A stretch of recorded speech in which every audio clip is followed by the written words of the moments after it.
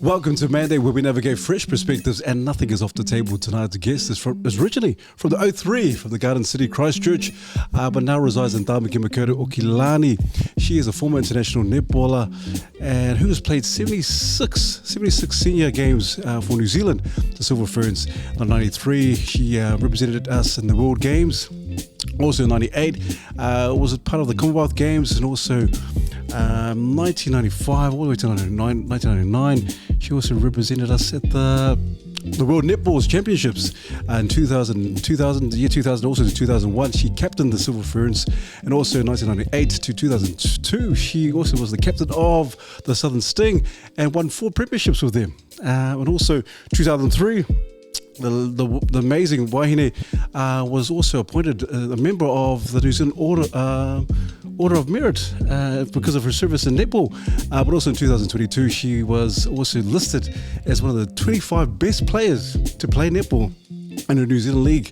But also she's more than just a netballer. She's an amazing wife, amazing mother, also a former teacher, a school teacher, but also has an incredible story to share. Please put your hands together for the legendary Silver Fern and former Captain Bernice Mene!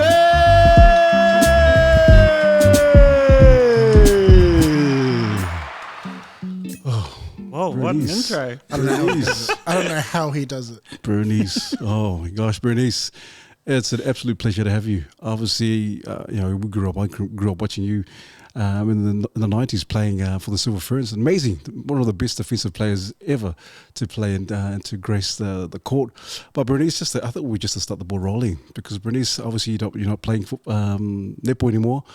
Obviously you're not teaching anymore. But what is Bernice doing now in current times? What are you doing in this present time, present moment? I am in People and Culture, so I'm the Chief People Officer at Hyundai New Zealand, and I've had quite a pathway to get there, but am still involved in a number of different organisations in governance and volunteering, and also coaching my daughter's netball team this year. Wow. And so there must be obviously a kind of change, a massive change. I'm thinking, obviously you're a former school teacher, and now you're in this position now. What was the change? What was the kind of like, okay, this is the turning point, I need to do something different?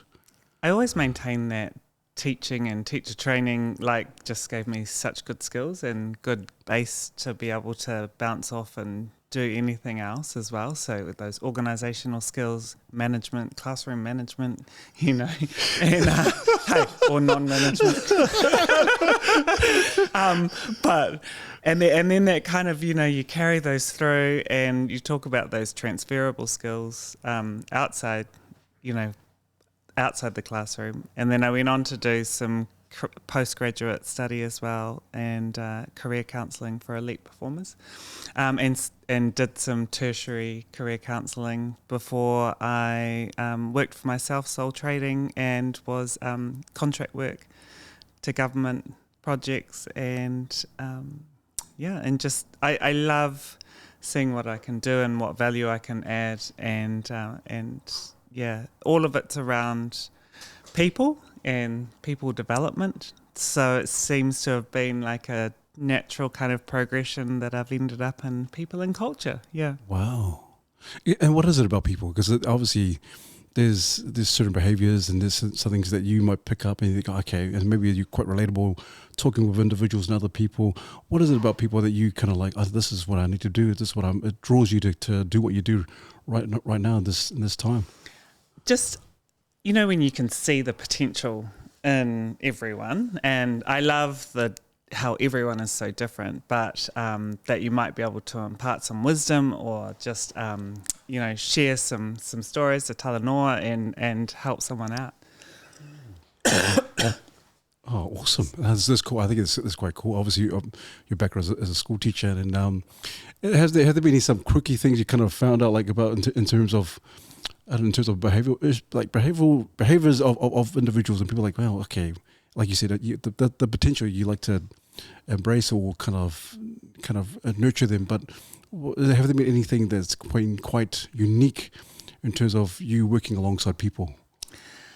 I often will resort back to, like, you know, people that you've known in the past and all the learnings that have happened throughout your lifetime. But back in my netball days, like, you know, you have such diverse personalities in a netball team, and the whole challenge is that you're trying to get everyone, especially when you're captaining a team, you're trying to get the full, like, potential out of everyone in the team, and you're wanting them to be at their best at the same time. You know, that's the whole thing, is to get them performing at their best on the court at the same time. But Donna Lofhagen was a real character, and when I went down to play in Southland, she was in Christchurch, no job, just sitting there on the benefit, and I was like, hey, why don't you get this really good up-and-coming young player, Donna? She's a pretty sharp shooter, and get her to come down and do the netball development officer work with me.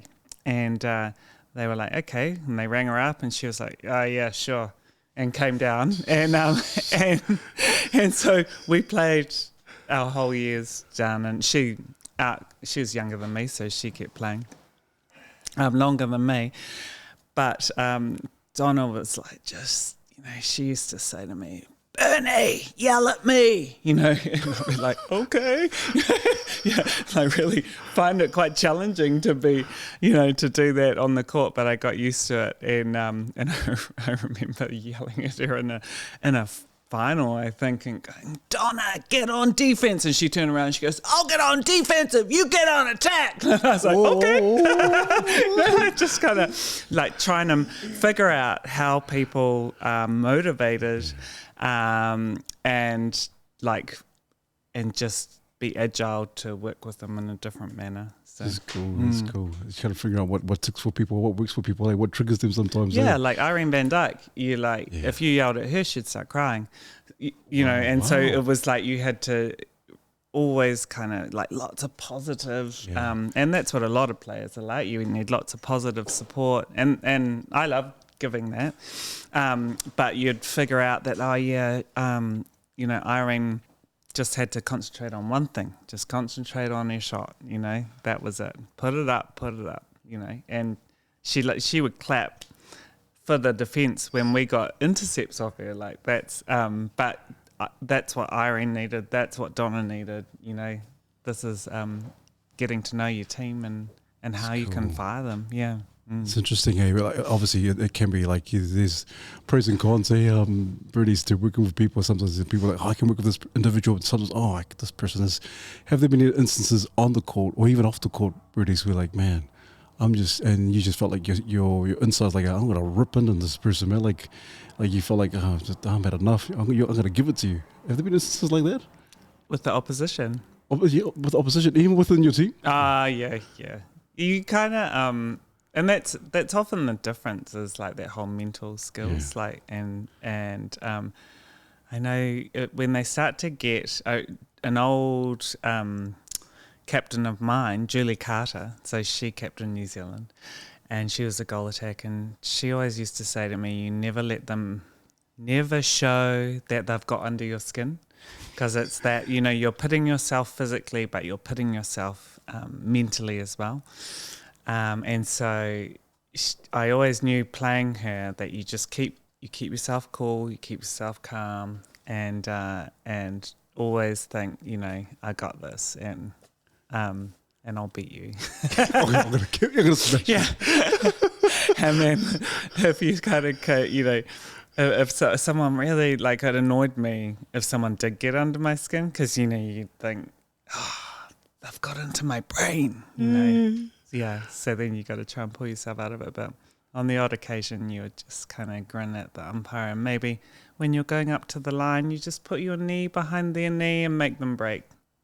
Make it look like they're doing it. Whoops. Okay, now we're square back into it. Yeah. Oh man, this is our case. But also as well, obviously, because, you know, as a captain, and I think it's quite appropriate to ask this question, because you think of the All Blacks. The All Blacks, you got, you know, there's they named the squad early this week, and then you got the two captains. Oh, people were kind of deciding Scott Robertson or Ari Sevilla. And so there's up for grabs. People were thinking, who's going to be the captain? Obviously, and then obviously Scott Robertson. And so as a captain, what kind of attributes or what kind of characteristics do you think a captain needs to have when they're leading a team? First of all, I think there's always a captain for a coach. So you got to work together. So and they choose you as well. But there's that real kind of role modeling. So they've obviously got to have the skills physically and mentally, and that ability to think outside themselves and be invested in the whole team and then the strategy for the team and be able to motivate them. Cool. Yeah. Yeah. Did I say Scott Robertson? No, I suppose it's Scott Barrett, Scott Barrett, yeah. But you're right. And it's interesting. You're right. I like that. But who would like just left field? Who would you have chosen? Who was the ideal captain in terms of Scott Barrett? Scott Barrett and Adi. It's hard to say in that it's hard to know how they get on. Yeah. From the outside, it's hard to know how they get on with their teammates because how they're respected within the circles is often kept with them, like that inner sanctum. And because you can't do it alone, so you need your senior leadership team and your peers around you to be part of that and part of leading the team. But also, I always remember John Graham saying it's all about surrounding yourself with.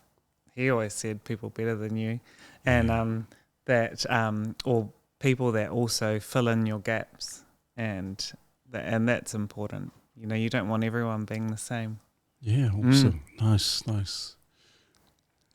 Man, and just touching on that, of those things that you listed in terms of what a captain needs, what would be probably the most important thing to start off with, the sort of building block to start off with in terms of being a good captain, but also a good team member? Because like you mentioned, there are lots of different personalities, and I imagine earning the team's respect, especially if they're people that you're not quite familiar with, there's a feeling out process. Like, how do you earn the respect of people that have all these different perspectives, all these different personalities, and somehow, if you're the leader, you have to find a way to do it without coming across as that person that's just sucking up to everyone? Yeah. I think I don't know the actual, the right thing to say in that situation, but I think that for me, I am actually naturally, I was quite an introverted, I was a real introverted kid, probably. I like my own company. I love reading. I just curl up on my bed reading, and then I'd play sport with my family.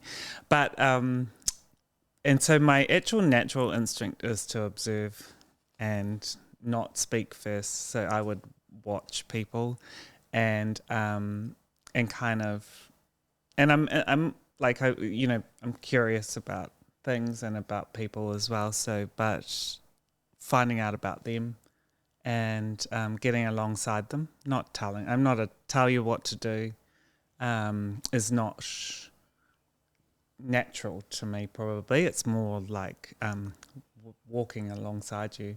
So that's I reckon getting to know people first and get their trust before you can lead them.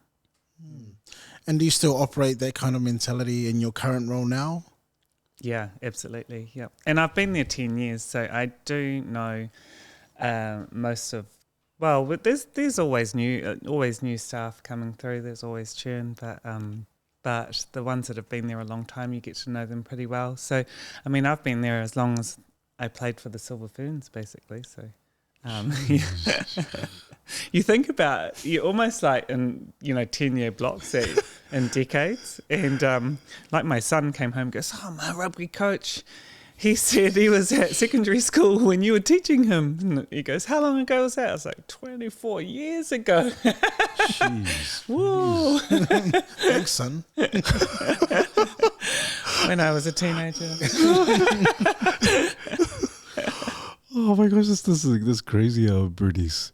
But also, just go back to the captaincy, Bernice. Often people think when you become a captain, obviously, yeah, there's a large amount of responsibility, Bernice.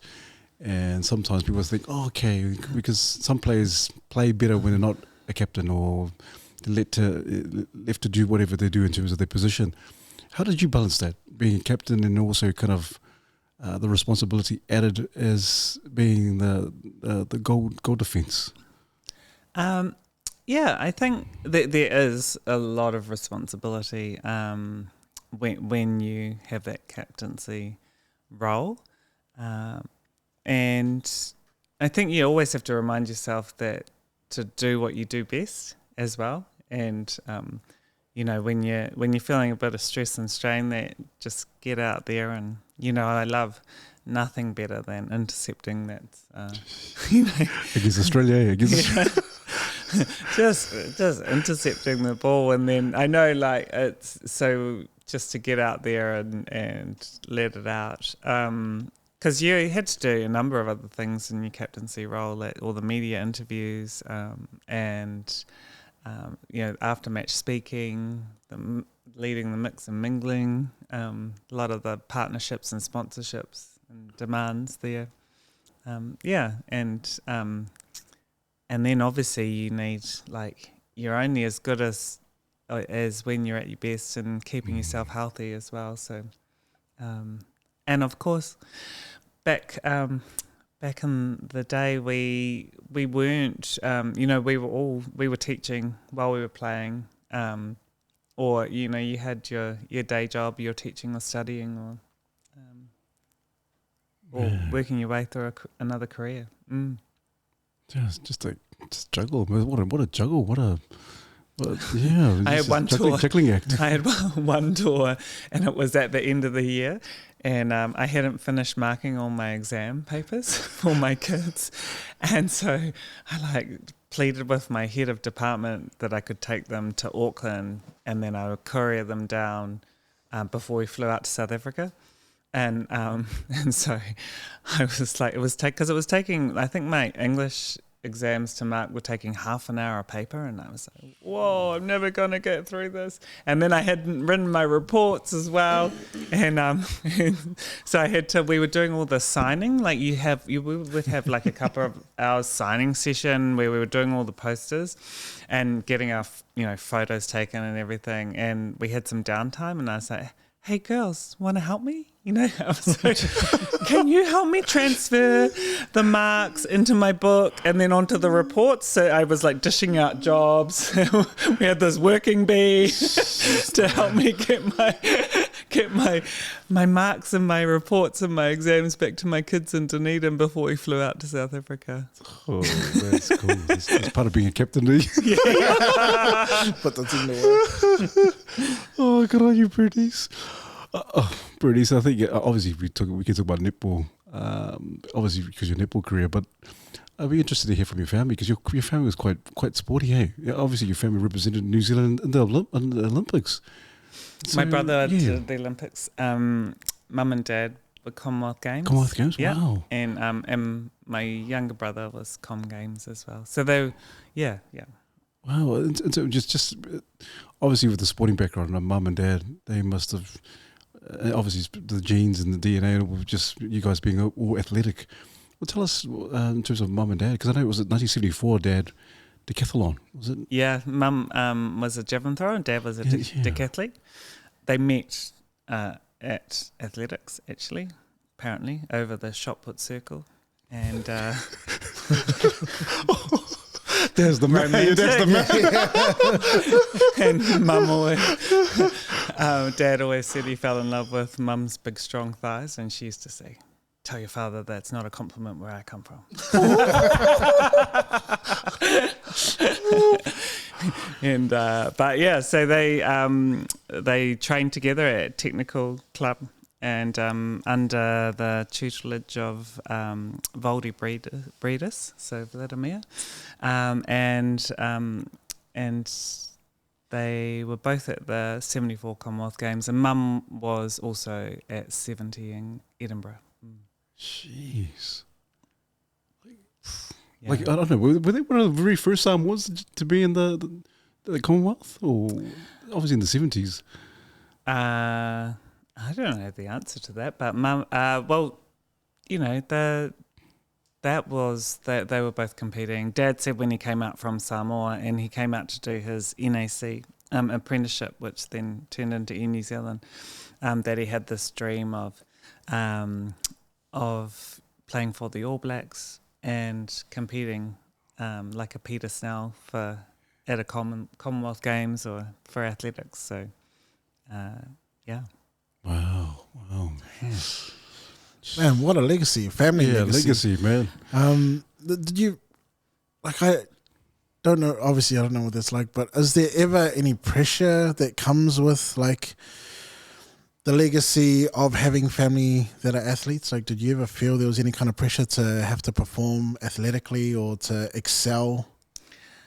I remember, I'm known for being a bit of a dreamer, and so I kind of float around and I don't really, like I don't hear some of the stuff, but I remember when we were little that on the sideline a few parents were saying, oh, you know, of course, you know, she won that event because look at who her parents are. But actually, we did a lot of work. You know, you train, and I think that's you can have you can have the skills and ability, but what I probably learnt from growing up within our family was the discipline. So, you know, for Dad, for us to get ahead.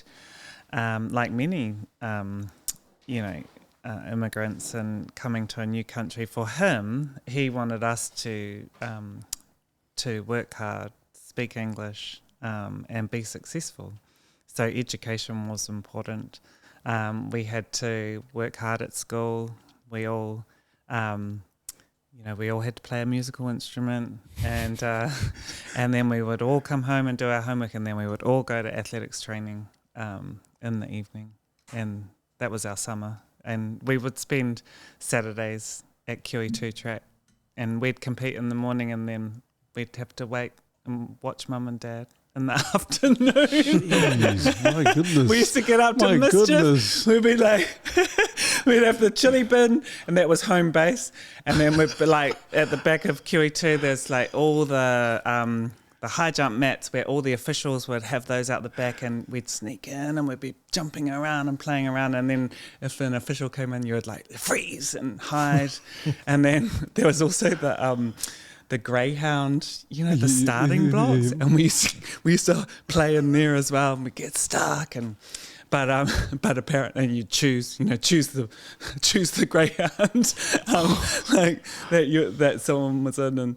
But Mum says when we were really little, because she used to ask other athletes to watch us when we were really little, and she said she was like throwing the shot put and turned around, and my big brother Chris was only a toddler, and he was face down in the water jump and the steeplechase. She goes running over, hauls him out, puts him back up, then back for her next throw.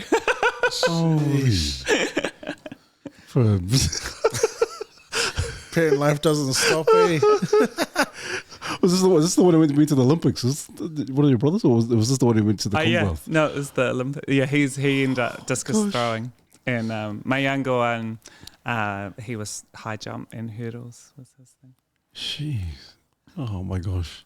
But obviously we talk about the family, and obviously your Samoan roots and living in Christchurch, and I can imagine back in those days there was a very small contingent of Samoan people there. How connected in terms of your culture and being Samoan are you, Bernice? Because when you think many I have Samoan roots, and so in terms of your poly connections and your roots and your lineage and your heritage, if you can share a little bit of your Samoanness, so to speak. And I think Dad, for him and his family, he broke new ground coming out, and he was the eldest boy in his family.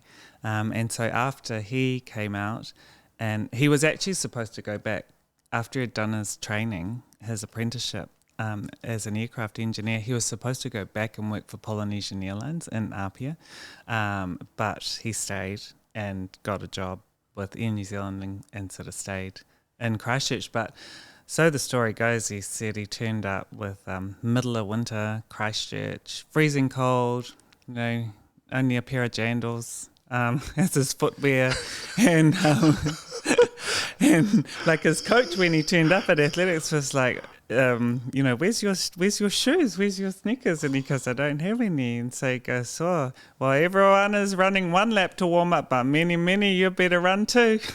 Oh my gosh. But yeah, Dad, I think, and as I said, he wanted us to be successful. And so he didn't intentionally teach us Samoan growing up. We had family staying with us all the time.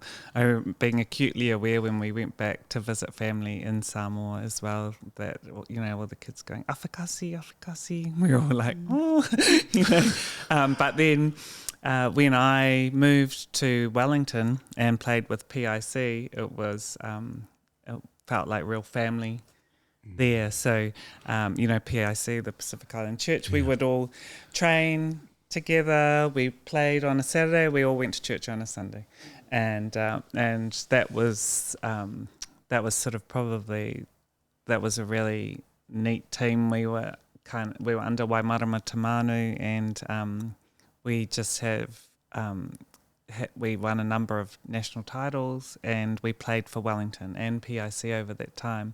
And we were the only team that we had a cook, not a physio. You're a professional cook. Everyone else in the competition had a physio. Oh man. Yeah. But then I eventually ended up moving up to Auckland when I met Dion, and when we had our children, and it was like, we got to look for some childcare, and went to have a look at a few places, and I was like, nothing feels right. And then I say, I'll ring Mama Jan at Aonga Wha Samoa, and see if we can come in. And she goes, if Solomon, our eldest, if he's going to come here, you need to do a bit more, around your language, your Samoan language. And anyway, I ended up doing a night course, and then I ended up having to settle my children, all three of them. Like, I had to stay at Aonga Wha Samoa to settle them in. Each time I thought they'd be fine because the other one was there, but to the point that, with the final child, all the kids thought I was another Whaiaonga as well. And so, but it was there that you kind of, it's total immersion, and that was kind of the best way to learn. And that's where we found a real, as a family, as Dion and myself, like, he's actually probably, he loves his brown brothers. So that's where we found our community, Yeah. When we moved, coming to Auckland. Yeah. And our kids, so cool. Yeah, they came all the way through.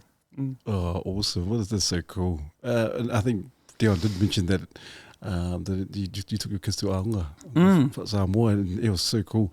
But even growing up, Bernice, I got to say, because we watched it and everyone knew Bernice Mene, Samoan.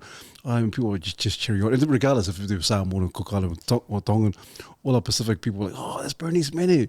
And so how did you feel when people, like, obviously the Pacific community will come up to, the people come up to you and all that kind of stuff, and then just give you some good feedback, and just, was there a lot of love from the Pacific community when they would see you or just chant your name or wherever when you were playing or wherever you were in public? Yeah, always. You definitely felt a lot of love out there, and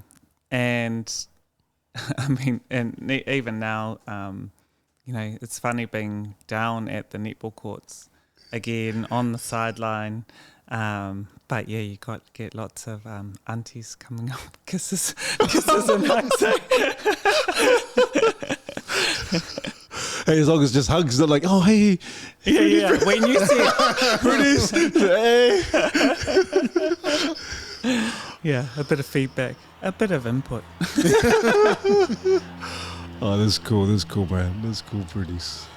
Did you ever have to deal with, like, just thinking about the, like, getting lots of love and appreciation? Did you ever have to deal with, like, lots of hates and, like, you know, these days they have, like, everyone's got an opinion and you can just throw it out there and there's, you know, it can be as baseless as ever and the repercussions are little to minor. Like, did you ever face any opposition or hatred or any of that personal attacks throughout your career, both on the court but also maybe perhaps even outside of it?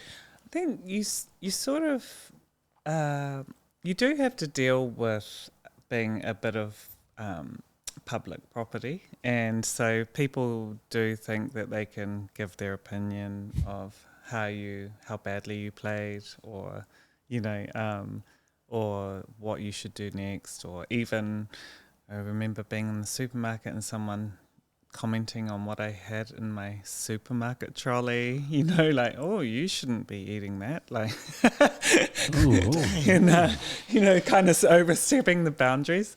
But I also think probably it would be harder now.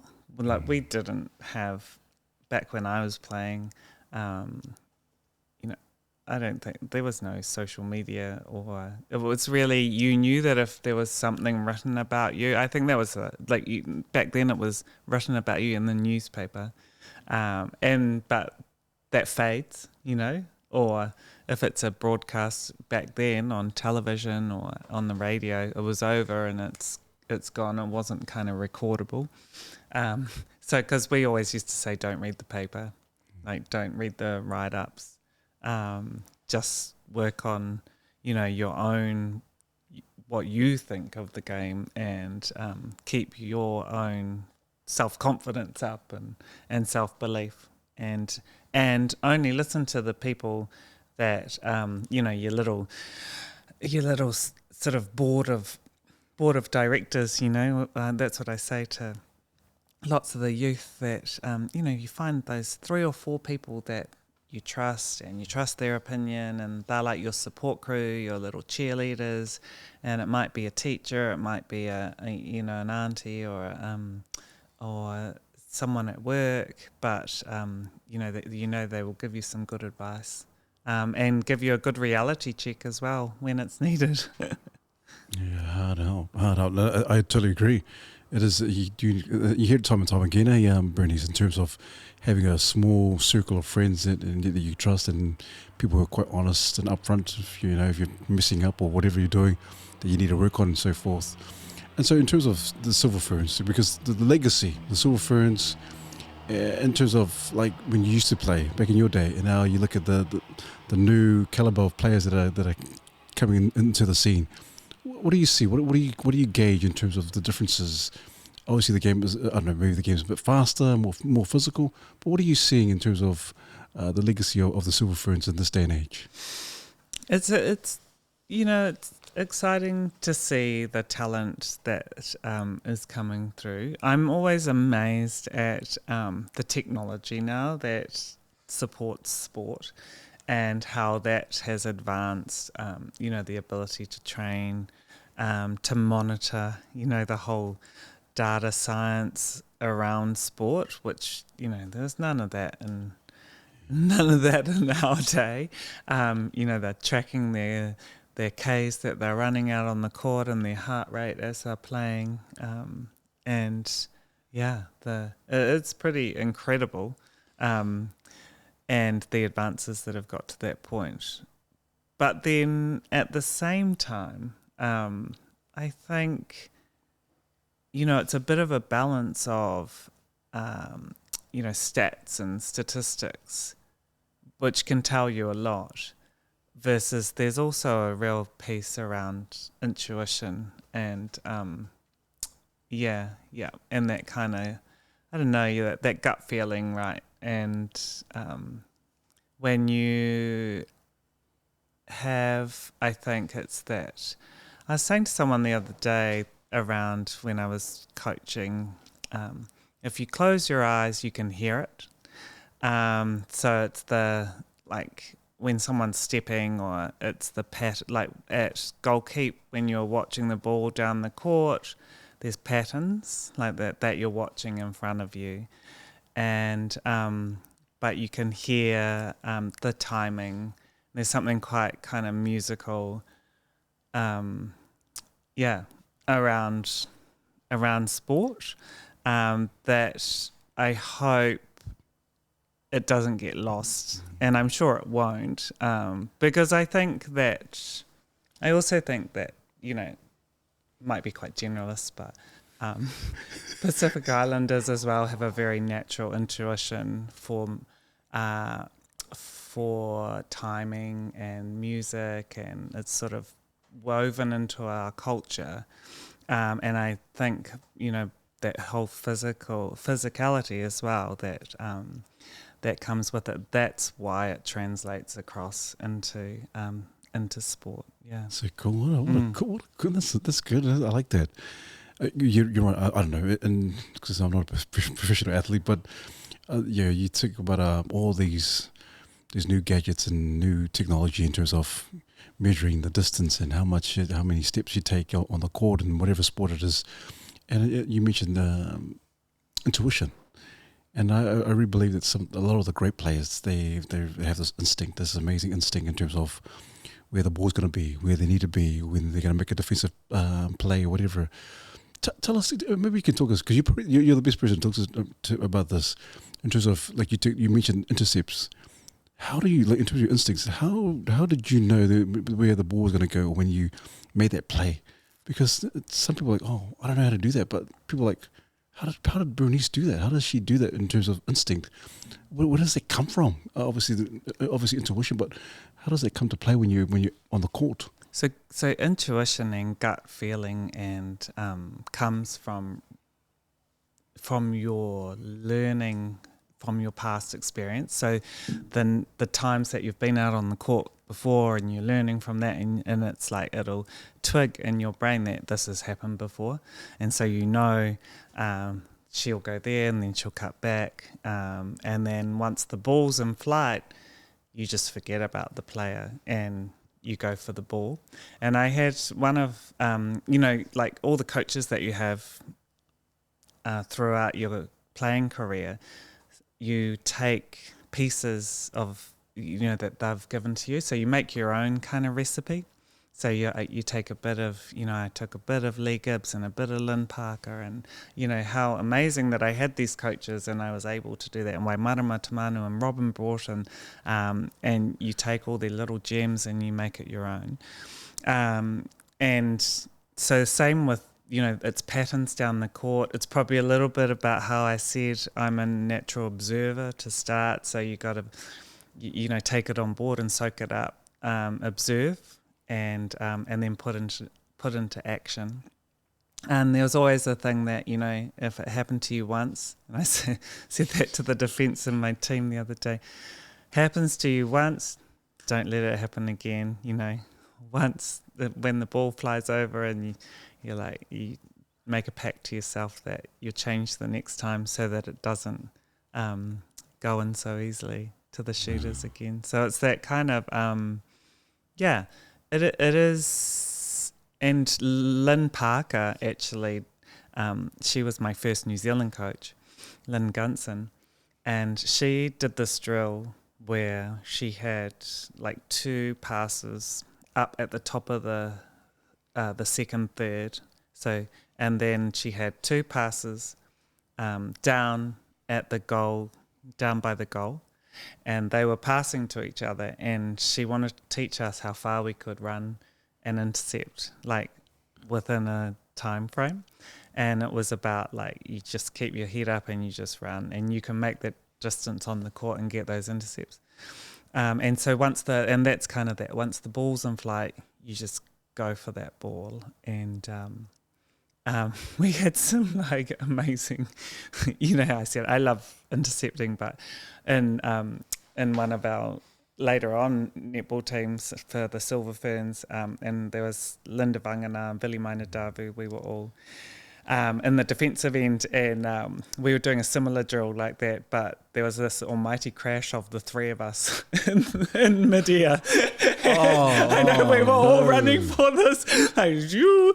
And Yvonne Willering was our coach back then, and she was like, I was watching it and saw you three all going up into the air for the same ball. She goes, and I thought, who's gonna come off?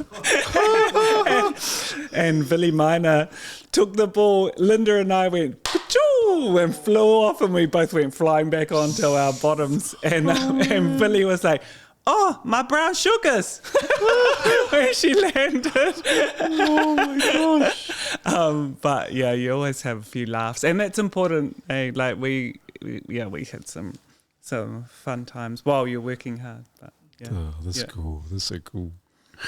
Yeah, the three islanders jumping for the ball. Yeah, there's a bit of power. There's a bit of power out there. Lucky there was no one else stuck in the middle. I love that you talked about like the different pieces that you got from coaches, like little bits of advice, and then like finding your own way to create your own recipe. And you mentioned earlier that you're coaching your daughter's netball team. So when you think about like how each coach had a piece of a recipe, what would your piece of the recipe be when you think about like for your daughter's team? I think I'm really emerging. Like that's a new thing for me I coached her when she was really little. And then we're actually her very first netball team, because she was desperate to play, and I was like, let's wait until you can actually play 7-a-side or actually pass the ball. And then she's please mum, can we play netball? So I said, I'll come to school and we'll do for your whole year group, we'll do 3 training sessions and we'll see what that's like, and we did 3 training sessions and they were pretty enthusiastic, but I was like, no Indy, we're not going to play this year, but then we got we're going to make a club team, and so I went to all the old Aonga Wha Samoa parents and said, anyone want to play netball for the girls? And we got them all together and we had this cute little team that, it was great. And then, so I did that with the younger kids, but Dion actually he was much more patient, sort of coaching the little younger levels. And even when we were dating, we'd be out driving and he would make us pull over on the side of the road if he saw kids playing in the park, like playing cricket. He'd go, I'll just go and play with them for a little while. Like sitting there waiting for him to... Wow, he would just play with He'd the just kids. stop on the side of the road. Like, Wow. oh, you want me to bowl, do you? Like... So they probably have, this is the man, Dion Nash is bowling to them. One time he bowled to these kids on the beach on Waiheke, and the ball, he bowled so fast, like The wicket. the bat went flying out of their hand. I was like, hey, do you think too much? He was like, yes, my job is done. Next. He goes, oh, they love it. They love it. They love it when I bowl full speed. Oh my God, the competitiveness of Dion. That would be pretty amazing though, to see in person. They don't want me to go easy on them. I went, No, sure. I believe what you're saying, because he did mention that, hey, Brad. He would, if a kid came to the kids, no, you're not winning. I'm going to win every time. Oh, man. So that was, I think my point was going back to that. I'm actually a very novice kind of coach, and I'm enjoying, the girls are amazing, but I'm enjoying their growth and seeing their delight when we take some wins on the court. But also, seeing them learn from the losses is good to see as well. And you just hope that when they walk away from the sports field, that they take those learnings out into real life, and that sets them up for success in life. Mm. Yeah, what's the pep talk when they lose, Bernice? I think it's always good to tell it like it is, and you gotta they have to learn from it, because that's the only time, you actually don't learn from winning. You celebrate when you win, and that's good. But it's the little things as well, like when you can see that they've taken on board what we've done in practice and put it into play on the court in a game. And, that is progress. And, seeing them actually become coachable and, take things on board. It's cool. That's good. And even, resilience to take some feedback and look here in the eye and say, take it on board and then say thank you and that as well as, all those skills. Yeah. Cool. It's cool. Has anything caught you by surprise? Like, one might assume that because you've done it all in terms of netball, that nothing would surprise you. But I imagine there must be some things as a coach, and like you said, you're still developing. But have there been some things that have caught you by surprise, being on the other end as someone that's grown up as an athlete and now coaching potential young athletes? Like, does anything surprise you as a coach? I kind of actually have realised about the way I learn as well. So I think, which is interesting to, there's all these, my Instagram feed just gets flooded with netball drills and coaching at the moment. I think, whoa, that looks good. You kind of go down a bit of a rabbit hole and then I really struggle to, like, I sort of love heart them, and then I can go back and look at them, and then to put them out on the court, I really struggle to translate it across onto the court, and I think, that's obviously not the way my brain works. Like, I can't watch it like a movie, so I can look at I try and put it down as a diagram. But I think that's like that whole kind of your different learning styles as well. And there's players that need to see it. There's players that need to touch the ball and walk it out. And then other ones that need to talk it through. And so it was just a good reminder that you need to kind of touch on all those three things when you're coaching. And and it did remind me as well of when I was teaching at Mount Albert Grammar. I remember I spent, all week creating this board game to teach third form French. And I thought, this is going to be great. They're going to love it. And we did it. And they were like, Miss, this is terrible. I was like, a real punch to the guts, I spent all weekend working on this. And then I said, okay. Turned it around and made them, their homework was to make their own board game. It worked.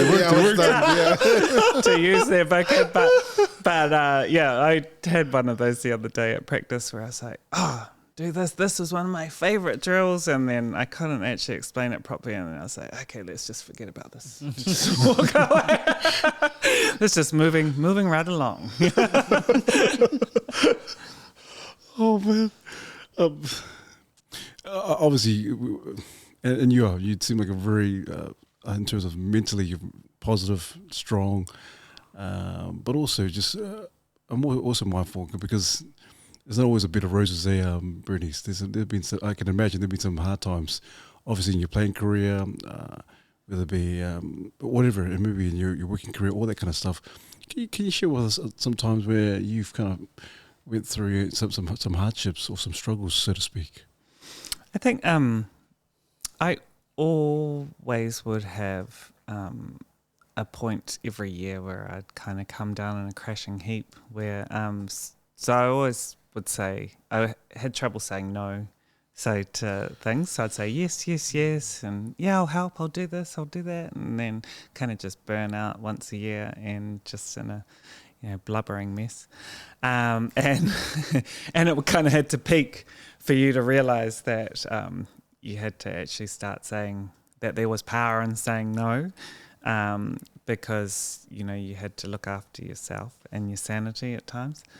And then probably we had a couple of losses in our netball community, and so Leilani Reid we made the New Zealand team at the same time, was our first year together, our first tour. And I had met Leilani on the side of, like, I was playing for Canterbury. I think it was Canterbury under 16s. She was Wellington under 16s. And I was goal keep. She was goal shoot. We're standing there. She goes, "Hey, we're cousins." I was like, "Oh, okay." You're watching the ball come down the court. She goes, "So my mum and your dad are second cousins, so that means that we're their cousins." And then so when we made this, we were named in the Silver Ferns the same tour, and they called us the twins joined at the hip. That was. We just leant on each other, and we only talked if we were talked to, like if someone spoke to us. Like, I remember April or Mia, she would be like, "Good morning, girls. Good morning, April," all in unison. But then, and I played Wellington and PIC with Leilani, and we came all the way through. And then she passed away the year of 95, so that was World Champs. And that was, I was playing down in Invercargill then, and I just remember getting the call that she'd had a brain bleed and then was in hospital, and trying to get on the plane out of Invercargill, and there was this big snow, and we were snowed in, and but getting up there, with the family, and so that was a huge loss and puts things into perspective,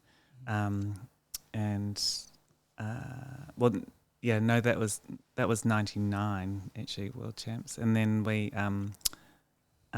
lost that World Champs as well, and that was but it was like, well, we are still we felt the pressure of losing that, because we probably should have won it, but then that was all mixed with, like, not long before that we'd lost Leilani as well, and that feeling of, well, a loss to Australia in the final is not as bad as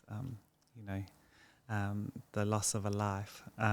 So feeling grateful to be alive, and then and then more recently as well, Tanya Dalton of our netball fraternity, and she also had a brain aneurysm while she was on the touch field, and both amazingly, and she was another shooter that I played many years against, and we were all in young internationals together, which was the development squad through to pathway to Silver Ferns, but both of them were amazing, vibrant people, and really, when both of them came into the room, they lit the whole place up, and so I feel very blessed to have been, like, to have known them both, and to be part of that we crossed paths, and again, like, that you took away some beautiful memories, and it's just a good reminder that how precious life is. Oh, well said. Thank you for sharing that. Yeah, I remember Leilani Reid. Amazing athlete. Rest in peace. So yeah, and Dalton. But also you mentioned that sometimes the pressure to say yes to everything. Where do you think that comes from? Because I know even I'm guilty of that as well. Just a lot of people have to kind of, like, can't say no sometimes. Where do you think that comes from, or for you personally? I think that being you want. I think there's a few things, like, you want to help people. You want, sometimes people are people pleasers, and you just want to say, sure thing, but I think it's probably putting others first before yourself at times as well, and you just do need to learn to manage to manage workloads and as you know, unfortunately as you get older you get busier as well, and you juggle a number of things, but you also get more proficient at juggling them. And so when you're young, you know, you're still learning those skills to be able to organize yourself and juggle commitments and pressures and that whole perspective. It's almost, you know, you only get that perspective from experience. Cool. Nice. Thank you for that. Sometimes you just want to like. Have there been sometimes when you're like, okay, yeah, but you're really in your mind, you're like, you kind of like kamumu sometimes, you know. I don't want to do this, but you just kind of just do it because you know you're so used to. Obviously, sometimes people please and all that kind of stuff. There's obviously got to be some times you feel like, no, I just want to say no and just be straight up and blunt and say no. And there've been some instances where we just, nah, I'm not doing this.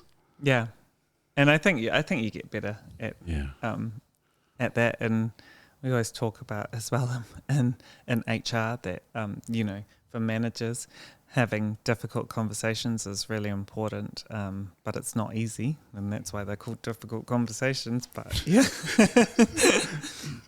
what are some hard and fast tips for difficult conversations? How do you attack it? How do you run it and liaise it? Any ideas? I think with anything, preparation. So, knowing, like having your notes down, what you're going to work through, and being clear. It depends on knowing the person is probably both has advantages and disadvantages. But if you know how they're going to react, then you can anticipate that as well. Yeah. How do you... Is it better to sugarcoat it a little bit if you had to give bad news? Like, do you sugarcoat it a little bit and then or do you just come out the gates like... They say the sandwich. They say the yeah. The sandwich. Oh yeah. my gosh. Some good feedback, then hit it hard, and then soften it at the end. But well, give us some examples then. But then I think you're such a great worker. We've lost budget for your department, but amazing stuff. But this is a great opportunity for you to look elsewhere. HR speak. Oh my gosh. And they say you're in it without God bless you to take it. Oh my gosh. Yeah. But I guess, that whole kind of people, management thing, I think I've learnt the most from my children as well. I think being a parent is one of the hardest things. Even that, trying to instruct them or figure out how because they all like to be treated differently. I think there's this thing about some kids you can say, if you could, that helping, the helping child that just loves to, I would really love if you could help me, dry the dishes. And then some just need to be told to dry the dishes. And then some are like, almost that needs to be on their terms, and or they need a bit of bribery. But trying to figure out how to push their buttons and get them to motivated is challenging, eh? Yeah. Get the right words to get action, because unfortunately there's a lot of Dion and a lot of me in all three of them. Yeah. There's a lot of competitiveness, a lot of stubbornness, a lot of bloody mindedness. Hard case, man. Hard case. And even just the times, like for us growing up compared to like like technology, we sort of briefly touched on like things like social media as well, like the challenges that your kids are going through. Some of them, I imagine, are things that we haven't experienced or that you haven't experienced growing up. Have you found that to be the case? Yeah, that whole the technology and having a phone and social media is not easy to navigate. And I know when Solomon started in year 7, And he was like, "Mum, everyone's got phones." I'm like, oh, you don't need a phone, son. That's what the office lady's for. And honestly, the number of phone calls that I've taken from Lois in the office, and her and Solomon have a really tight bond because they spend a lot of time together. I'm like, oh, okay, phone. I got to know the number. It was like, Lois, it's Lois here. Solomon's with me. And then I ended up, being that mom that got them what was that Nokia 3310, and back when everyone had they were starting to get and I gave my kids this Nokia 3310, and they're like, "Mum, what is this?"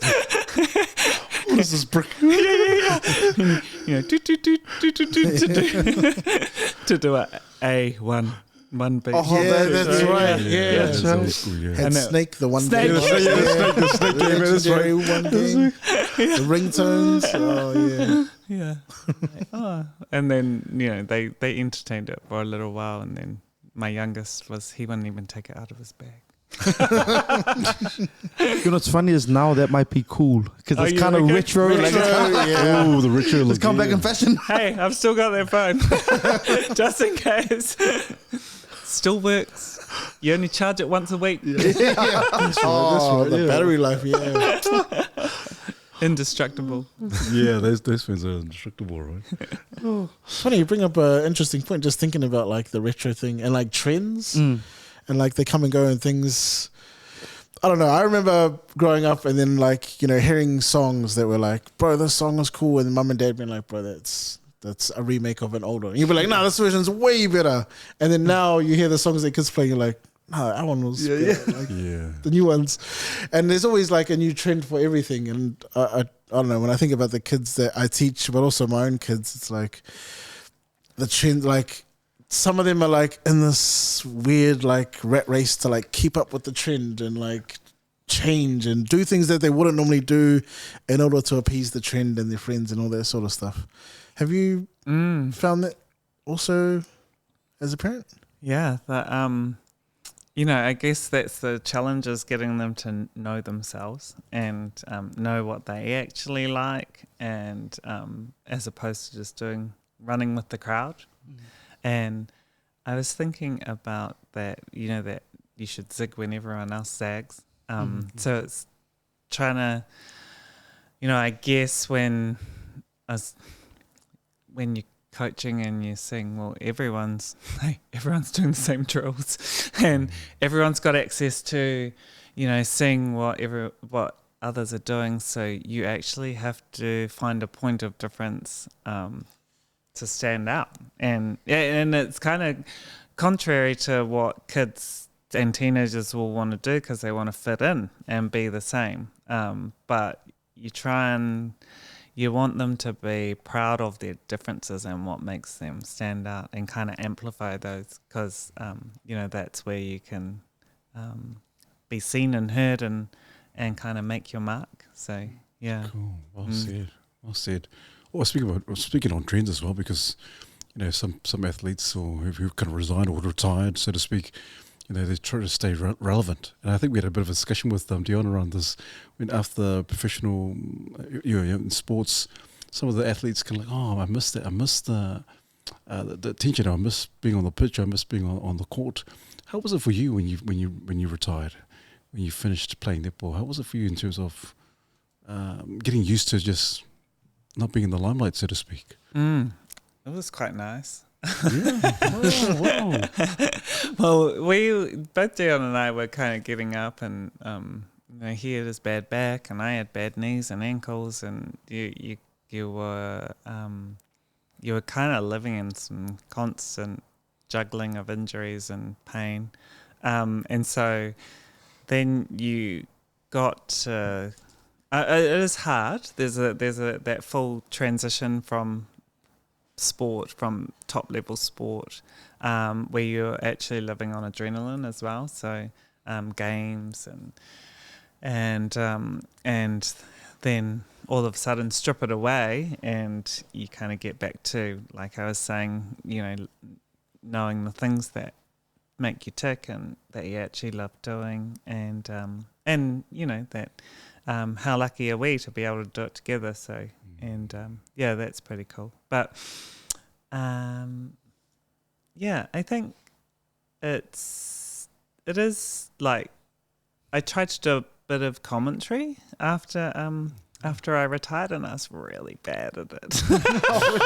No, really. I remember like hearing you and seeing you on was it Sky Sports commentary. Yeah, that's right. Yeah. I just got the don't come on Monday. Oh, did they say that? You're not rostered on. Oh, they didn't even put in a sandwich. Where's the sandwich? Come on. No sandwich. Oh, were they? That was just. Dun. Just the breeding. Yeah, but that's okay because you know that's an opportunity to go and find something else. They lost. Man. You know, then I didn't actually think that there was going to be a career in it, so I had to go and forge my way somewhere else. Use my brain in another domain. Oh man, I stuffed them, man.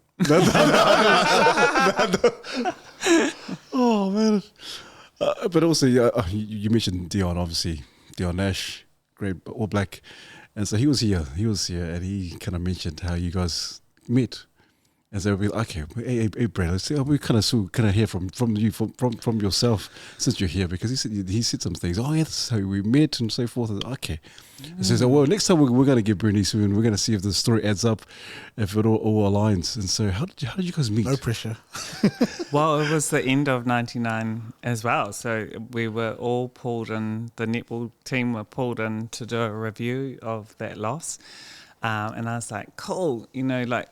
We're all here, we're not training, we can all go out for dinner. And I was like, who wants to go out for dinner? And there were only three of us that were like, oh, okay, so we'll go out.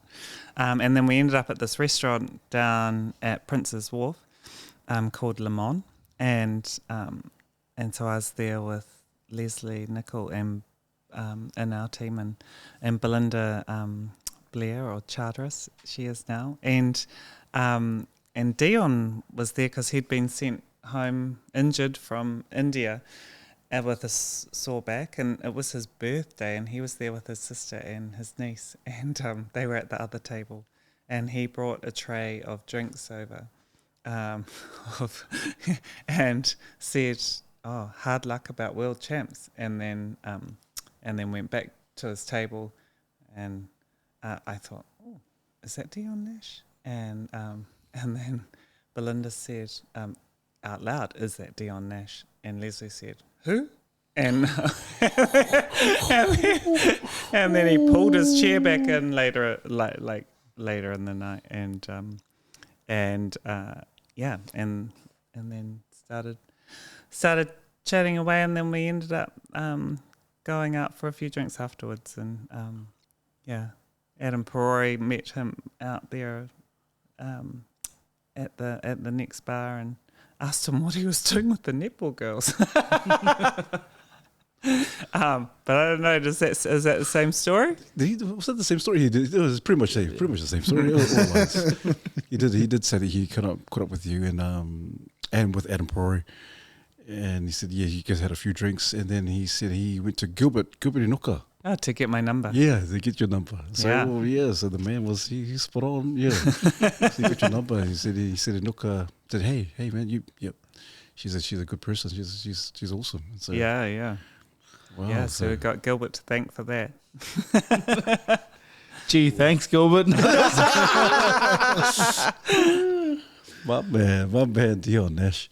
Is it, but what is it like? Because some people think, okay, you got these two sporting stars coming together, and now they're a couple and they're married, got kids. How was it in terms of being? Obviously, you mentioned strong, strong-willed. You're quite competitive, and so forth. How did you guys make it all work together? And the longevity, it's beautiful to see you guys doing some together, and also with your beautiful kids. How do you make it work? How do we make it work? What is the magic? What's the magic? Recipe time. Actually, during I don't know if you said, but like during COVID lockdown, and so we had like 3 o'clock was exercise time. So we live 2 doors down from a park, and so we started out. And we were like, okay, we're gonna do the beep test. Every second day we're doing the beep test, and we put it on our speaker in the park, and we'd like, measure it out, and we had the cones, and I'm pretty sure I was winning. Like I got the furthest in the first one. They were all like, oh yeah. And then till week 3, the people that lived around the park would pull out their chairs to watch. And What the heck? What? They're like, oh, it's time, guys. Grab the chairs. And this lady one day, she goes, oh, Bernice, I just wanted to say well done. It's just been so good watching you win. For the last Was this just from some random person? Oh my! She's like, oh, so we just love watching you and the children, and Dion competing out there. Was it after number one?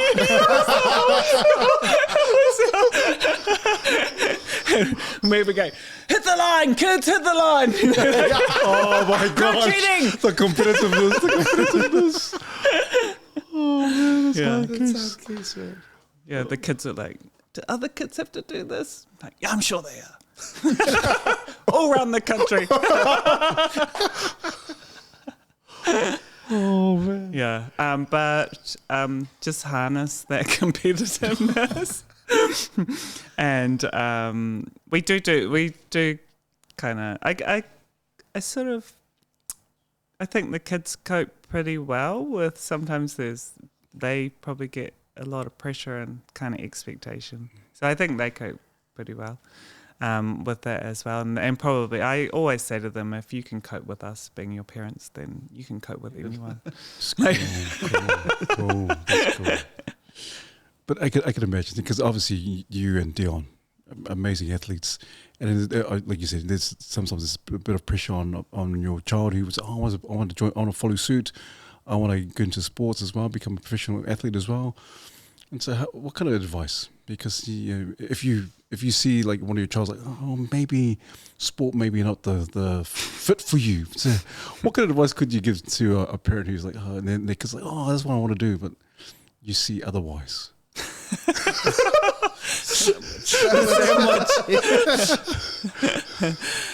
Yeah, I remember saying to someone, hey, because when we did the skills and at the very beginning, and there was this girl that when I turned with the ball and faced her, she screamed and threw her hands in the air, and I was like, whoa, this kid's like petrified of a ball, and so I took the mum aside and I was like, hey, it'd be really good if you got a ball, like just a really soft ball, and just practice throwing it, because clearly she hadn't had a ball thrown at her before, and I think it's important to play. Well, obviously you probably don't. As parents, you're busy and it's hard to make time, but it's good for you and to move your body as well, but to get out there and just pass a ball or kick a ball and just to connect, really. We're humans and we're wired to connect with other people, and so what better way than with your kids? And I think that when everyone is good at, like, I truly believe that everyone has a talent and they're good at something, and so if you do something with wholeheartedly and you're passionate about it, you don't let anyone tell you no, but definitely look at your strengths and you get some some good feedback.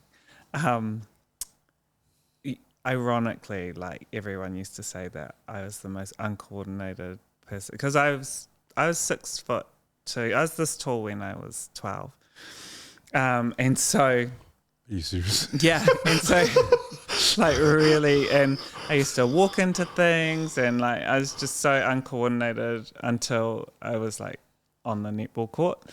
And so that was where it all clicked and came together.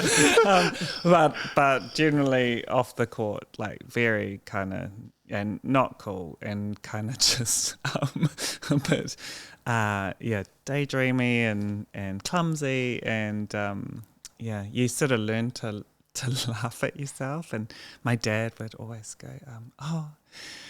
don't let B get the microphone, because she loves to sing, but she can't sing. I love to sing. Karaoke. But as you say, know your talents. That's true. That's true. Yeah. Plus, he put, I like how you sandwiched it in together. I know. So, I do think though that for sport, you actually need to love with all sports. You actually need to love to run. Like you need to run, and the more you like that fitness, your base level of fitness, and I think. For my brothers and I, when we were all going to athletics, like that was that repetition of you were, and it doesn't have to be. I think it kind of gets drummed in that running is like running for a long time. It's actually doing a little bit often, and I think back to like our athletics training was, your warm up was just a few laps around the track, and then doing your intervals, and sprint training is conditioning as much as that aerobic long distance stuff. But it was. I think that Linda Vangana always used to say when we were lined up for the beep test, "Do these thighs look like they are made for running?" Power, yes. Long distance, no. And we all would, kind of giggle away. But, even that's like you look down at the athletics track, and there is an event for everyone.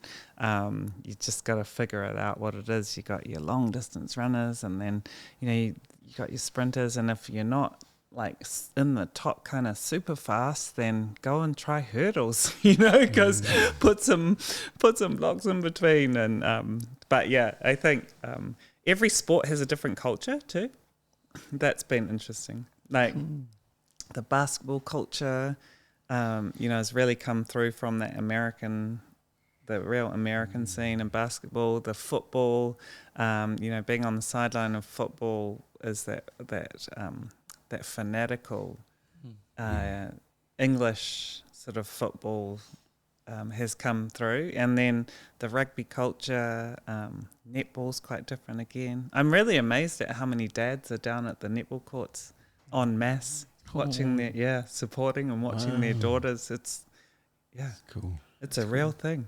It's like a movement.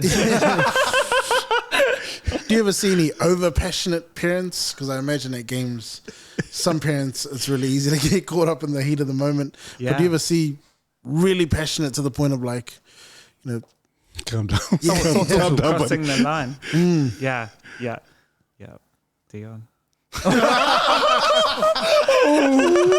Sorry, she threw under the bus.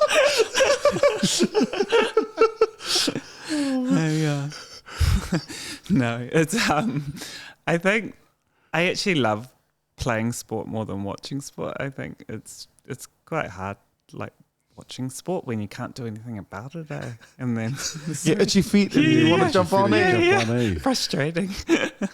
Oh my gosh. So there's just so many sideline experts, and you can hear, you hear all the parents. That's the thing with coaching, you see the eyebrows going, and making those changes. was it? I wouldn't have done that. You can see the faces. So you try and just stay neutral when you're a parent. That's pretty hard. Oh, that must be funny. That must be funny. I'm sure there's some examples. Bernie's like you'd be on the sideline and watching a netball game, and there must be some parents like, oh, or some kind of sideline coaches who not even professional athletes, and haven't even played, and then they probably don't even recognize who you are, and you're standing there like, oh my gosh. Has it been sometimes like that when you just hear some parents like just go off like, yeah, I have no idea what you're talking about? I get quite a lot of advice from people on how to coach netball, and They're telling you. I saw a funny thing the other day. They had this Prem basketball game, and the girls basketball and the St Mary's were playing Mount Roskill, and they went in the break to the bench, and this mum who, when I walked in, she was like, oh, hello, Bernice, and then she's sitting on her own chair in the corner, and then at this break on the girls went off to the sideline. It was really close, it was close, it was intense. And then this mum had run over, and the daughter was like in halfway, so she had players either side. The mum pushes through the team talk to tie up her shoelace. She's down there tying up her daughter's shoelace. I was like, oh, how embarrassing. But it reminded me as well of a game, of a netball game. It was like we were late teens, like early 20s, and this Cook Island mum came running on in our little huddle, and she licked her fingers and sorted out Carrie Ann's eyebrows. Poor Carrie Ann's like, Mom, get off. More aerodynamic garlic. That's the secret. Very important. Speed. Oh my gosh. Please don't say that Mum was a Samoan. One of the title shoelaces was she Samoan? Maybe. Don't. Hard to tell. How old are the girls that you're coaching again? Sorry, they're only very young. Eh? No, like 16, 17, oh, yeah. 18. Yeah. Oh my gosh. Yeah, tying up the shoelace. They should be able to tie up their own shoelaces. Exactly. Oh, poor you. You have to watch that like unfold. Oh my gosh. But Bernice, it's an absolute pleasure talking to you. But I just want to ask, or for me personally, just want to ask, what does the future hold for Bernice Mene? What do you see the future? What is the future? What's the scheme? What's the plan that you have for yourself? That was what Dion asked the other day too. What do you want to do? The future hold? He texts me tonight.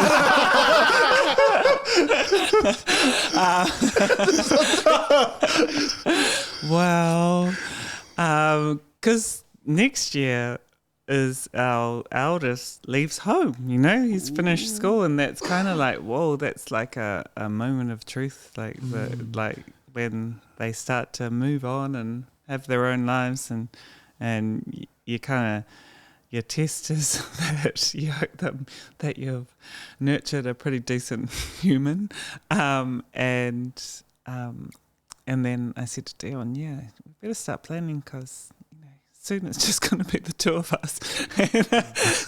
And, just have you to talk to at night. But I guess I've still got lots to learn at work in the people and culture space. I do love going back to when we're doing career work with people and career planning. You always you ask people what they love doing, and if they don't know if nothing kind of comes to mind initially, you ask them what they loved doing when they were 5 years old, when they were little. And some people will say, riding a bike, or and then they remember, the joy that they had from just a really simple task. And I loved. I think the reason I continued and did my degree in languages was because I just loved. I just felt like it was really relevant, and then it grew in me a love to travel and to learn another culture and to be outside your comfort zone. So when I was I saved up and went on a student exchange at the end of sixth form, which is year 12, to Germany. And I thought, because I'd been studying German for 4 years, that, I could speak German. I got there and couldn't understand anything. And it's just like, it was 12, the very first 2 or 3 weeks, you're just like, yeah, 9, yeah, and you just learn a lot about yourself from not being able to communicate with people and being outside your comfort zone and culture, and so different. And the family that I live with over there, they did, their sport was jiu-jitsu. So I had to join in and do jiu-jitsu, and then at night, after the dinner, where they had really small portions and a little salad for the entree, and then they were vegetarian. We had like a beautiful just vegetable main, and then they would get out after dinner the German English dictionary for me, and we would have to converse about classical music and politics. And I was like, we don't talk about these things even in English at home, after dinner. Yeah, and so it was just gave me a really good insight into other people, but also the learning that happens when you're outside your comfort zone. And so it's I think to keep challenging yourself, and that's what I intend to do, is to keep learning. And I'd love to get back to speaking, like learning a few more languages, and getting more proficient in the ones that I've had a base in. I forever have a pile of books next to my bed that I love to, in my time out breaks, that I can dive into again. Yeah. Malo, lava soifua. Whawhaftautire lava, Bernice. I've had an awesome time just chatting with you. It just felt like we just having just a chat. Like, it's just what it is. We're just having a talanoa, talking and you sharing it, and just a lot of great insights. So thank you so much for your time. Yeah, whawhatai lava. Thank you. Lava. Quick question. What are some of the key takeaways you've noticed with New Zealand versus Germany or other parts of the world? What were some of the key differences and insights? I mean, I think there's similarities, is that all cultures congregate around food, and that's a way of breaking bread around a table is across all cultures, and a way of connecting. I think probably differences in there's different countries, like the Germanic countries, that they are really kind of quite stringent and can be very disciplined, and everything and this is a bit of a stereotype, but in my host family over there, we it was all our food and nutritional value was all measured, and and it was very clinical, and then compared to my household, I think I guess here in New Zealand we have, because we are such a mix of cultures and multicultural, that we've taken on a lot of there's a lot of cross cultures and and rituals that we carry out, and we've got really close friends that are Argentinian, and they all the similarities of family and big families and big celebrations, and so that's that kind of there's those cultures as well. So I did Dancing with the Stars, and So that's right, yeah. and then at the end of it, because it was so hard, it was harder than like playing netball for New Zealand, because it was something I'm not very good at, and then so I was like, okay, Dion, I'm gonna go somewhere just to have a break, but learn another language. And so I looked up, and he had work so he couldn't come. So I was like, okay, where can I go that's safe for a single woman traveller to go? And came up Costa Rica. So I was like, okay, I'm going to go learn Spanish in Costa Rica. And I just took myself off. And live with the family for 3 weeks or 4 weeks, I think. And yeah, that was Cool. good to, and I just used my French and tried to make it sound Spanish. That was how I got by. But that it's kind of exhilaration of doing it on your own and you know, being able to actually start to have, albeit a really stilted conversation, but to be able to communicate with people is quite satisfying, I think. It's cool, man. Yeah, So that's cool. cool. Thank you. So courageous, eh? Because, like, you know, people always talk about, like, if you had any superpower, what would it be? Mine is always, I've always thought, apart from being able to teleport, like being able to speak any language, just because I think being able to converse with someone that has a completely different life experience and enjoy their culture for what it is like one of the coolest things in the world. But actually learning the language and then putting it into practice and conversation is one of the most terrifying things ever. So I just think that's so cool that you were able to, and you used the word that you found it exhilarating to like go out and do it on your own and to learn and put it into practice. I just think not many people would have the courage to push through.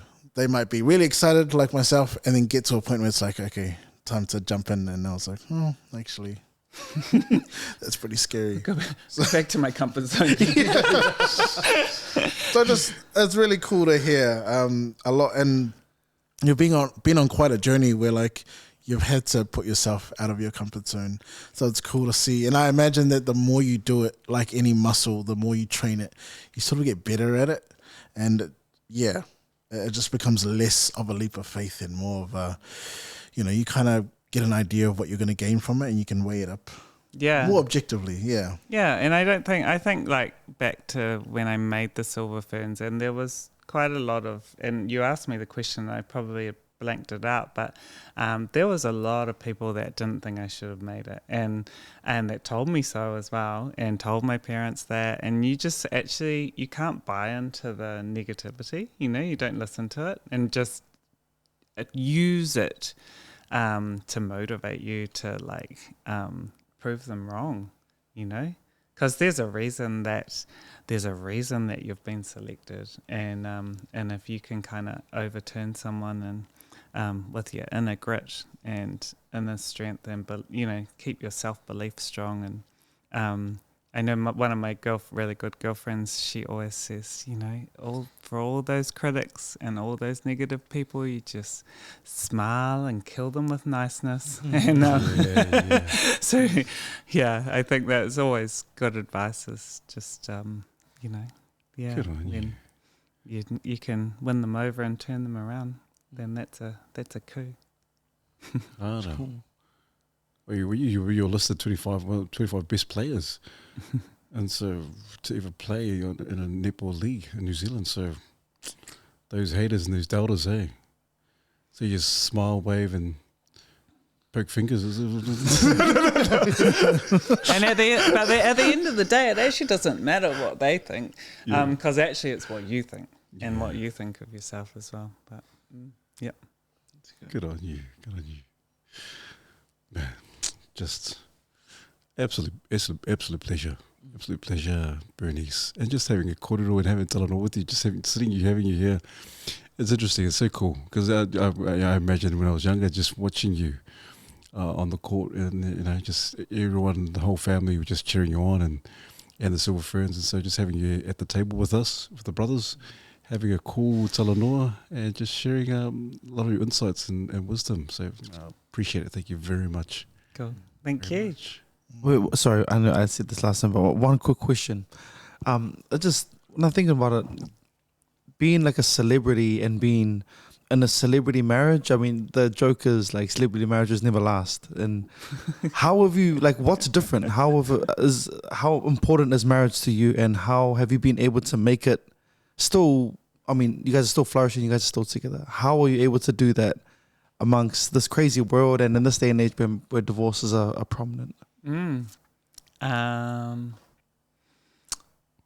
I think that, I mean, there's a reason that you get married in the first place, is that you think, you know, you believe, and we believe you've found your soulmate, and a good partner for life, right? And so I think marriage is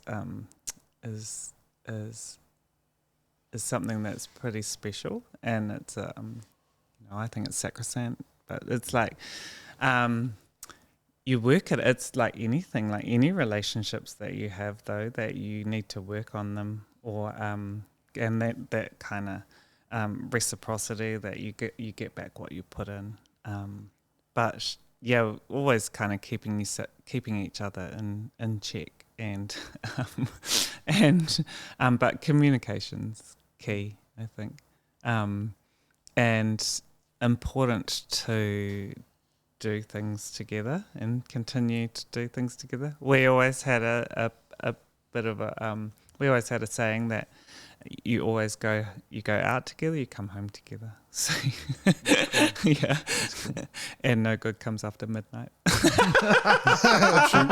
True. This is Wise words from experience.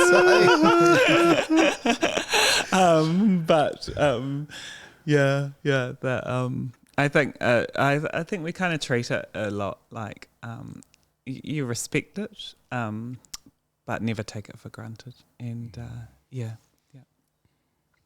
Cool. Yeah, that's awesome. cool. Thank you.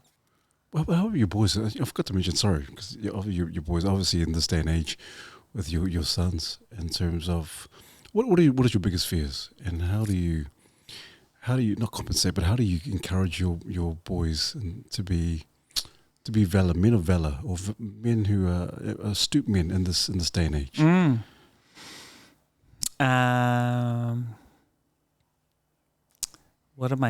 What are my fears for them? I think it's I think I've watched not just my sons but their friends, and sort of seeing them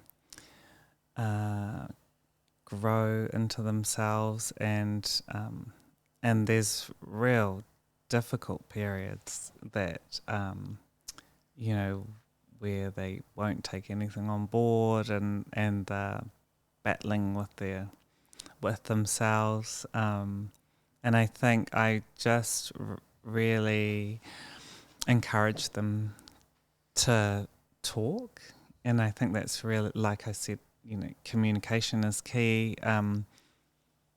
You only need one good friend, you know, and so, but to be able to share, it's the same, like, you know, when you take everything on yourself, as just yourself, and try and do it on your own, it gets hard, and you get that kind of that weight of responsibility. And so you know, that's why a team is a great thing, and to work with a team, but to share, like you know, to know that when, like, I know, you know, I've got a whole lot to do, and you feel you can get overwhelmed at times with everything that needs to be done, but if you can share the responsibility and, like, talk about it, often more brains can figure out some solutions. And so I just, like, if they can keep talking about their feelings and their struggles, and celebrate their wins, then that's what I hope for them. Cool. Well said. Thank you. Of all the countries you've been to, who has the best food? Who has the best food?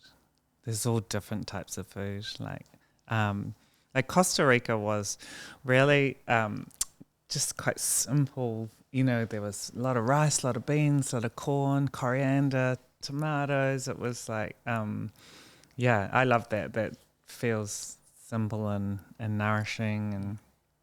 And I love taro. Good one. That's the one. This is the Pacific steroids.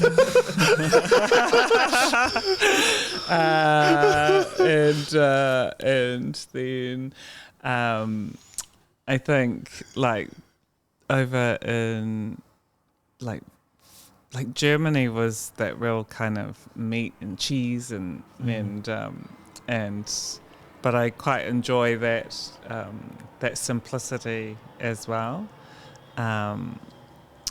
Yeah, I think France was. I mean, that's the croissants and there's something good in every country. Yeah. That you could eat your way around the world, I'm sure. For sure. And one of the things I'm curious about is, like you mentioned your kids now, and you mentioned, things, some of the challenges that your boys have faced, and, just thinking back to your experience, coming through as a teacher, coaching, even just your work around people, who do you think faces more challenges in the future, like our future boys or girls? That they're very different. I think, and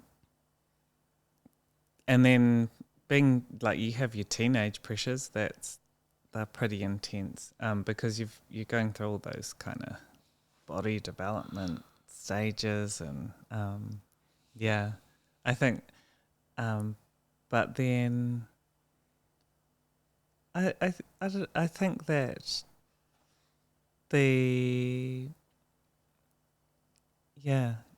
I see my three, and they get on pretty well, and I think that's pretty cool that they happy to come home and hang out and do stuff together as a family. But yeah, I think just having to, I wouldn't like to be back at that age again. I wasn't a girly girl, so I didn't kind of, I used to play, I've got two brothers too, so we just used to play, we had a cul-de-sac, we would just play sport out there all the time, and even I think in the netball team, that was where I found my sisters, my sisterhood, but even then, you sort of connect with a few really tight ones, and often the ones that have brothers were the ones that you kind of resonate with, and so it's, I think, I don't think I think both have a lot of challenges ahead. I mean, you don't have to answer this if you don't feel comfortable, but as a former professional athlete, where do you stand with some of the trans stuff in pro sports? Just with, I don't know. What are your views on that sort of stuff? You don't have to answer it if you don't want to. I think that's quite, from for a lot of the sporting bodies, there's quite a lot to navigate as well. That's kind of coming quite quickly in terms of policies and kind of inclusiveness, and so there's a lot of community consultation that needs to happen, as well as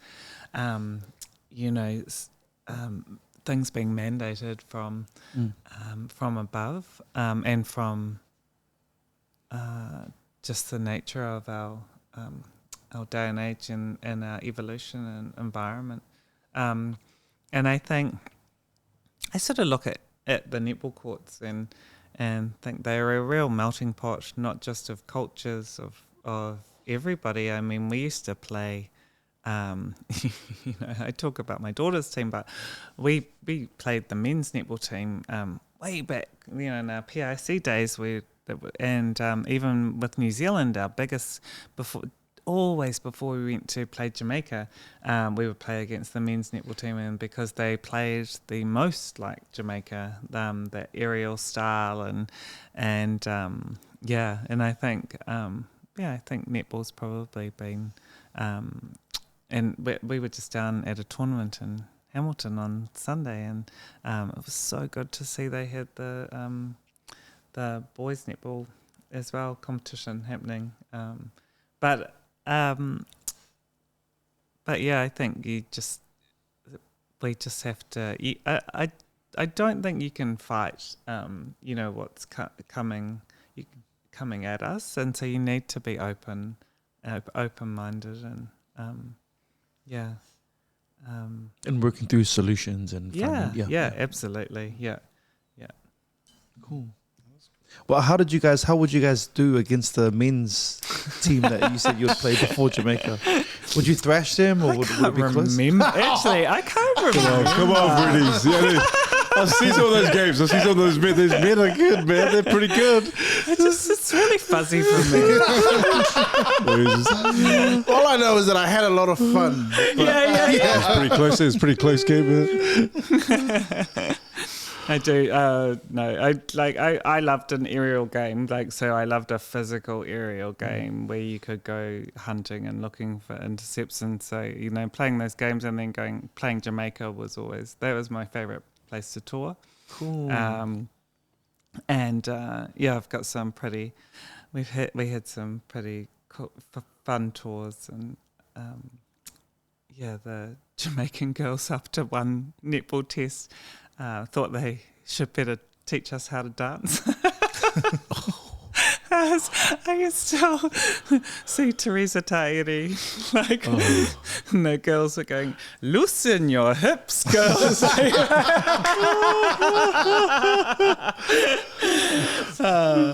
And we stayed in a convent one time because they thought that was the safest place for us to stay in Kingston, and it was a convent school, and the girls of that convent school had their swimming sports, and they invited us to put in a relay team. And so I was like, yeah, I do. And so four of us made up our New Zealand relay team. How did you guys do? How did you do? I can't remember. That is also fuzzy. All you remember is the loosen your hips.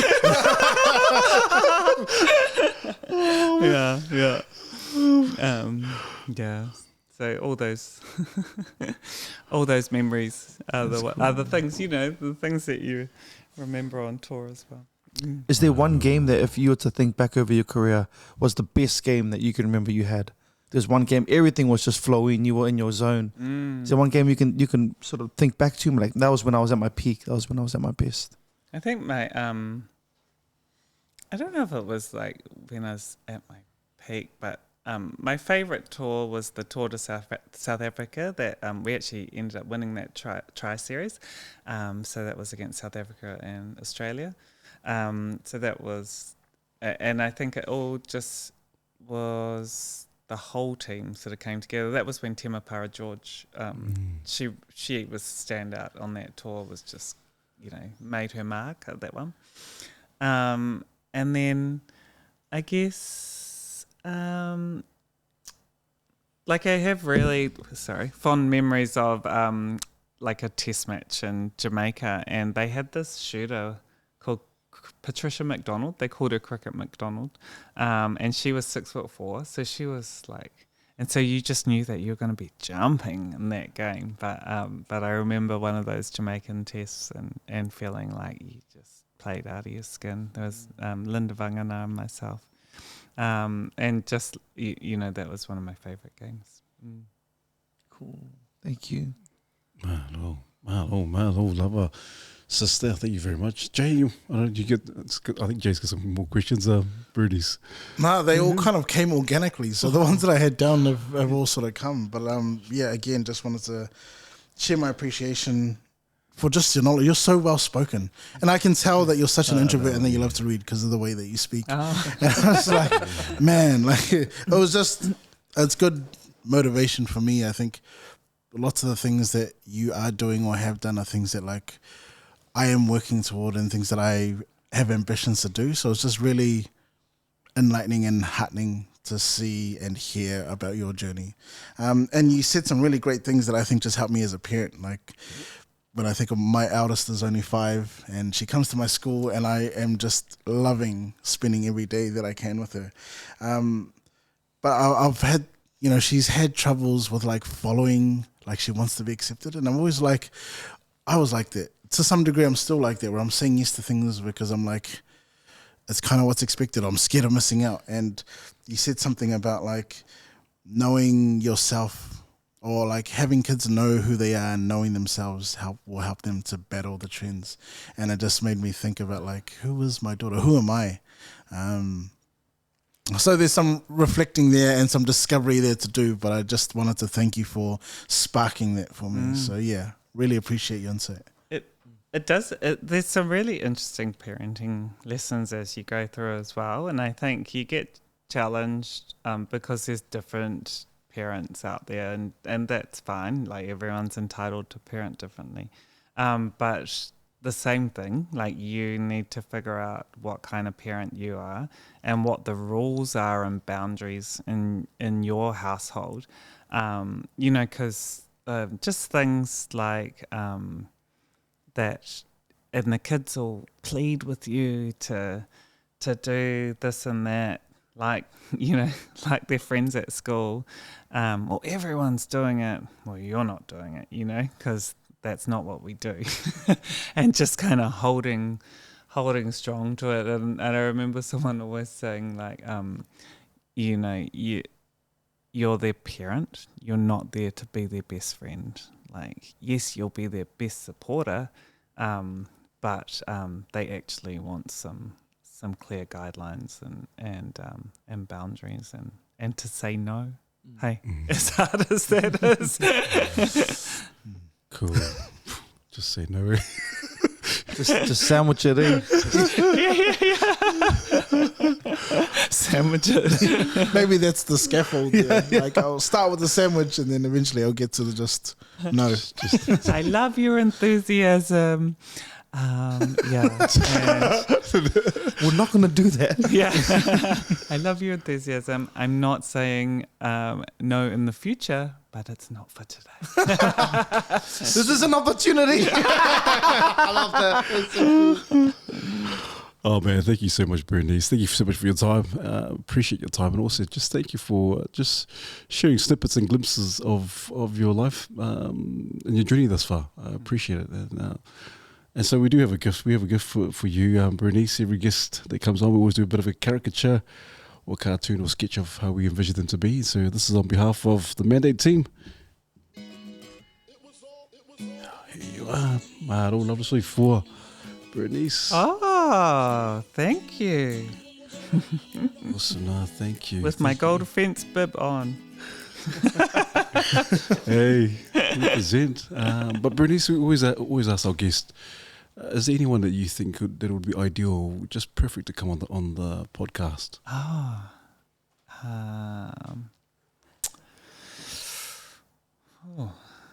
guess I don't know who you've had on so far, but I did think that a couple of our friends are pretty good values. Tuila Blakely and Oscar Kitely. They're yeah. We've had Tuila. Oh yeah. We're yet to have Oscar. Yeah. It'd be mean. Yeah, cool. You just look in the camera and just call him out. Bernice is going to help us. I'm calling you. Oh, awesome. No, thank you so much, Bernice. But also, we always give our guests the last words of encouragement for our men, our viewers, our listeners. Last words. I think never lose sight of the enjoyment. And so you got to always look for the fun and things as well. So yeah, it's important to laugh. I don't. Thank you once again. Please don't forget to subscribe and like, but also you look forward to your well thought out comments as well. And as usual, brothers, refine, unlock, and take charge. That was said to me, life was hectically getting me hard to present the G. That these problems can't let me be.